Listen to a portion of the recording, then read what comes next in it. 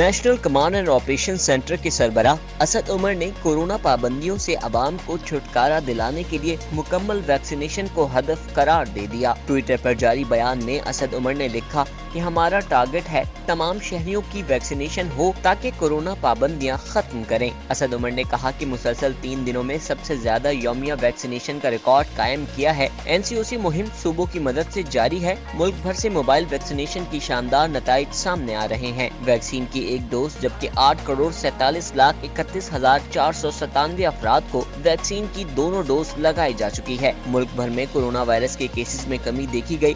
یومیہ کیسز کی تعداد 6,000 سے گر کے 4,000 پر پہنچ گئی۔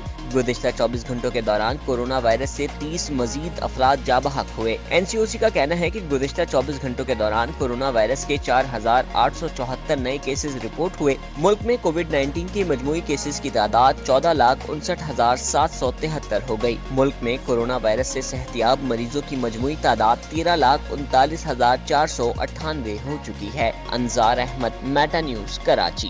میٹا نیوز کی ویڈیوز دیکھنے کے لیے میٹا نیوز یوٹیوب چینل کو سبسکرائب کریں اور فیس بک پیج کو فالو کریں تاکہ آپ آنے والی ویڈیوز سے باخبر رہ سکیں۔